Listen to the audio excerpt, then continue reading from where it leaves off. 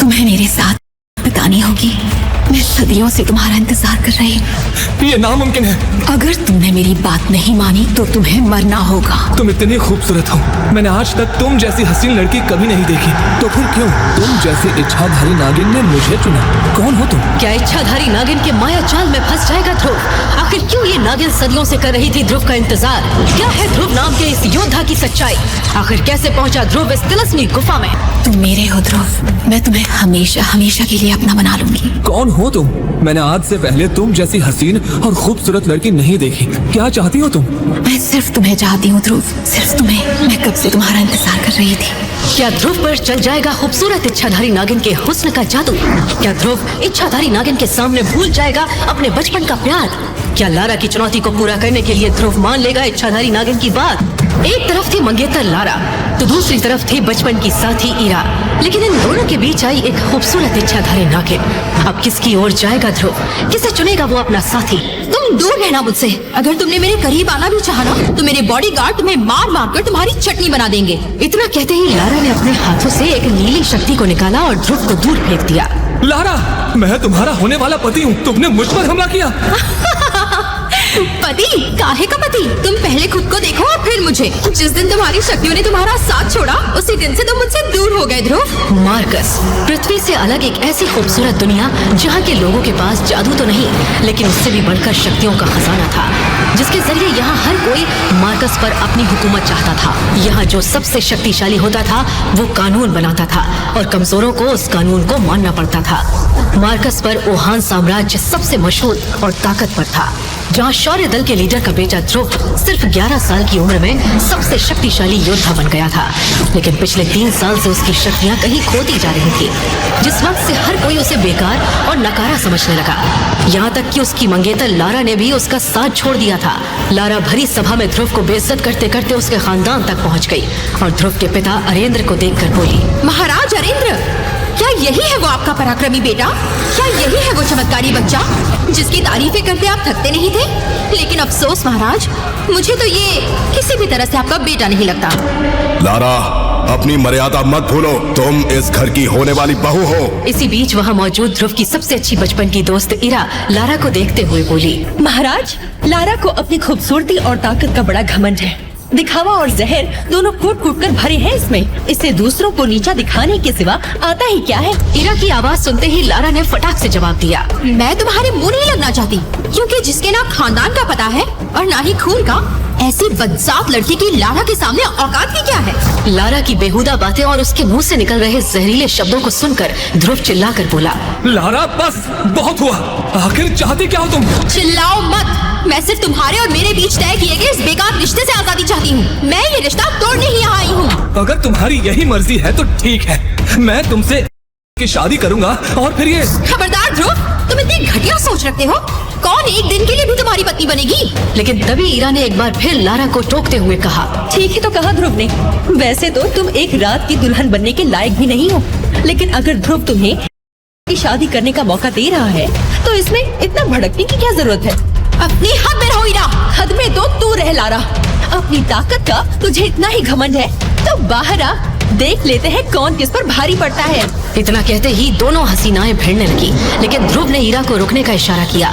वहीं लारा इसी मौके की तलाश में थी। उसने ध्रुव की ओर देखते हुए कहा, कब तक औरतों के पीछे छुपते रहोगे ध्रुव? तुम्हारी इन्हीं हरकतों की वजह से मैंने तुमसे ये रिश्ता तोड़ने का मन बनाया है, बस अब और नहीं। इतना कहने के बाद लारा ध्रुव के सामने एक चुनौती रख देती है। ध्रुव, मैं तुम्हें 3 साल देती हूँ। अगर तुमने 3 साल बाद जंग में मुझे हरा दिया तो मैं तुमसे शादी कर लूंगी, लेकिन अगर तुम हार गए तो जिंदगी भर के लिए तुम्हें मेरा गुलाम बनकर रहना होगा। लारा की इस चुनौती को सुनकर वहाँ मौजूद सभी लोग बातें करने लगे, लेकिन अचानक से ध्रुव की आवाज आई, लारा, मुझे तुम्हारी चुनौती मंजूर है।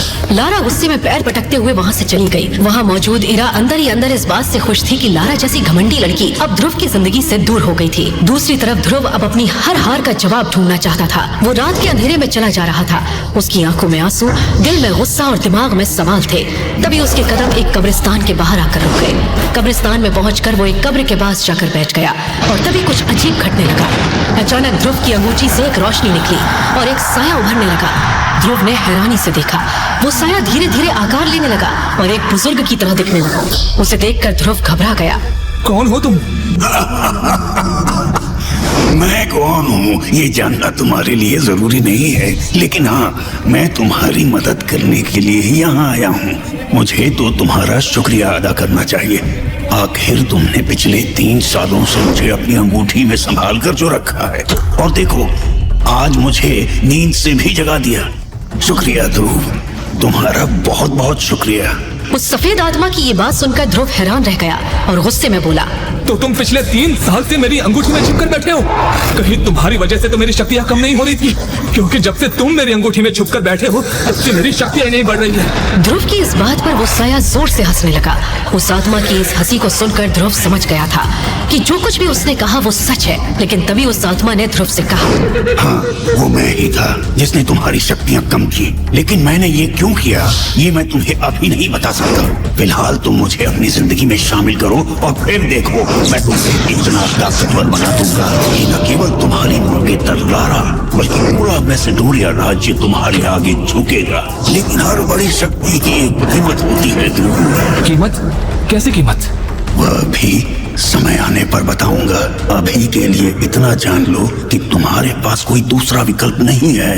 अगर तुमने मेरी मदद नहीं ली तो 3 साल बाद होने वाली लड़ाई में तुम जरूर हारोगे, और तो और तुम्हारा नाम और तुम्हारा साम्राज्य दोनों मिट जाएगा।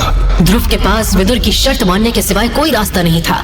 ध्रुव कुछ पल के लिए रुका और हिचकिचाते हुए विदुर को हाँ कह दिया। ध्रुव के हाँ कहते ही विदुर हंसता हुआ फिर से ध्रुव की अंगूठी में समा गया। ध्रुव जब वापस महल पहुंचा तो विदुर बाहर निकला।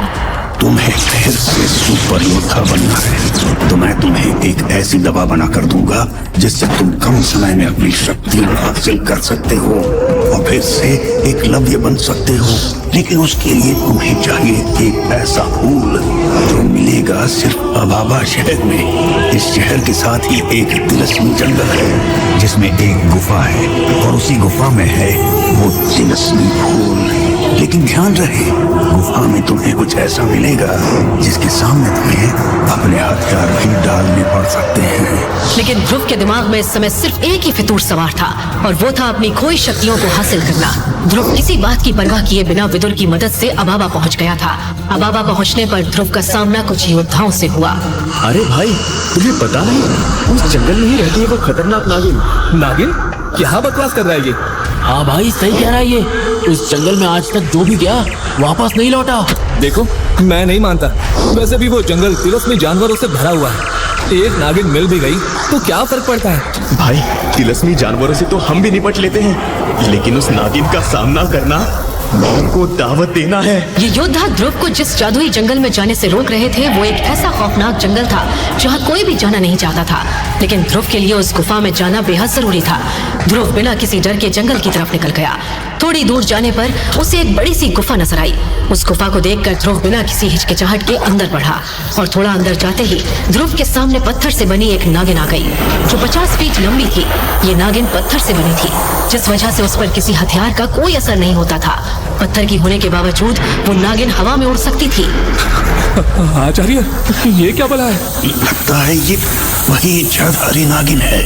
वो तो मुझे भी दिखाई दे रहा है। अब क्या करें? इससे कैसे बचे? हिम्मत मत ध्रुव, अगर इसने तुम्हें डस लिया तो सब दिए किराए पर पानी फिर जाएगा। तुमने थोड़े दिनों में जो भी शक्तियां हासिल की हैं वो सारी शक्तियां खो जाएंगी।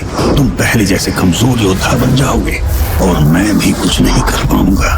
आचार्य विदुर उस नागिन के बारे में ध्रुव को बता ही रहे थे कि तभी वो पथरीली नागिन एक खूबसूरत लड़की में बदल गई और उस नागिन ने ध्रुव के चेहरे पर हाथ फेरते हुए कहा, तुम वही मैसेडोनिया वाले ध्रुव हो ना जिसे उसी की होने वाली बीवी लारा ने ठुकरा दिया? ध्रुव नागिन की खूबसूरती को देखकर उसमें खो गया था। उसे अपनी आंखों पर विश्वास नहीं हो रहा था, लेकिन अपने बारे में उसके मुंह से सुनकर वो हैरान था कि कोई इच्छाधारी नागिन कैसे उसकी जिंदगी के बारे में जानती थी। कौन हो तुम? मेरे बारे में इतना कैसे जानती हो? ये सब छोड़ो ध्रुव, मुझे पता है कि तुम यहाँ क्यों आए हो और तुम्हें चाहिए क्या, लेकिन उसके लिए पहले तुम्हें मेरी एक शर्त माननी होगी। कैसी शर्त? तुम्हें मेरे साथ बितानी होगी ध्रुव। बोलो ध्रुव, लारा और ईरा को भूलकर सिर्फ उसके बाद तुम जो कहोगे मैं वो करूंगी। ध्रुव के सामने ईरा और लारा का चेहरा घूमने लगा था। एक तरफ उसे लारा की बेवफाई नजर आ रही थी तो दूसरी तरफ ईरा का साथ नजर आ रहा था। वहीं अब ये इच्छाधारी नागिन उसके सामने थी जो उसके साथ एक रात बिताना चाहती थी। लेकिन कुछ ही घंटों बाद ध्रुव उस जादुई फूल को लेकर गुफा से बाहर निकल आया। ये देखकर विदुर हैरान रह गया।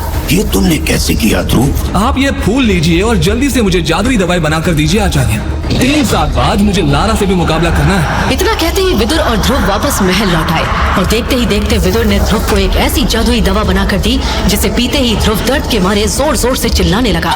ध्रुव विदुर से मदद की गुहार लगाता रहा लेकिन विदुर उसे देखकर जोर जोर से हंसता रहा और कुछ पल बाद ध्रुव वहीं बेहोश हो गया। तभी विदुर ने कहा, अब शुरू होगा असली खेल। ऐसा क्या हुआ ध्रुव के साथ कि वो बेहोश हो गया? कैसे मिला ध्रुव को जादुई फूल? क्यों रखी थी उस नागिन ने ध्रुव के सामने एक रात बिताने की शर्त? किस कीमत की बात कर रहा था विदुर? और क्या ध्रुव हासिल कर पाएगा अपनी खोई हुई शक्तियाँ? क्या वो लारा को दे पाएगा शिकस्त? आगे की कहानी जानने के लिए देखिए अगला एपिसोड सिर्फ पॉकेट एफएम के यूट्यूब चैनल पर। और सुपर योद्धा के सारे एपिसोड्स को सुनने के लिए डिस्क्रिप्शन में दी लिंक से डाउनलोड करें पॉकेट एफएम ऐप।